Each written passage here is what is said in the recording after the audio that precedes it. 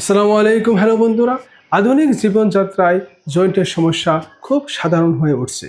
তাই বয়স বাড়ার সাথে সাথে অনেকেরই হাঁটুর ব্যথা, কোমরের ব্যথা, কাঁধের ব্যথা আরও অন্যান্য জয়েন্টের সমস্যার জন্য অস্বস্তি অনুভব করা দেখা যায়। আয়ুর্বেদে এই অবস্থাকে সন্ধিগত বাতা বলা হয়, যা আধুনিক চিকিৎসায় অস্টিও আর্থাইটিসের সাথে মেলানো হয়।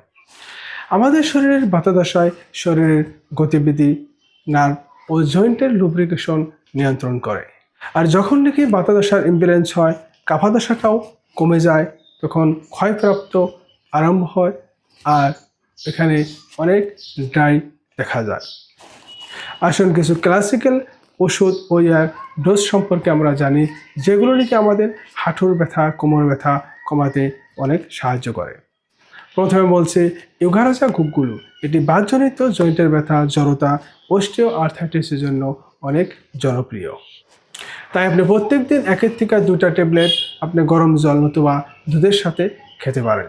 তারপর হলো মহারাসনাদি কাশা। এটি বাতজনিত জয়েন্টের ব্যথা, পিঠের ব্যথা আর সায়াটিকা নার্ভের সমস্যার জন্য অনেক ফলস্রোত। তা আপনি প্রত্যেক দিন 20 to 30 ml মহারাসনাদি কাশায় সমপরিমাণে জলের সাথে মিক্স করে খেতে পারেন।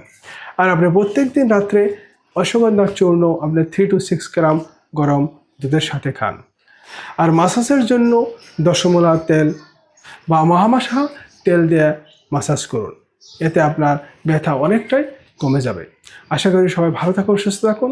নেক্সট ভিডিওতে আবার দেখা হবে। আজকের জন্য বিদায় নিচ্ছি। ধন্যবাদ।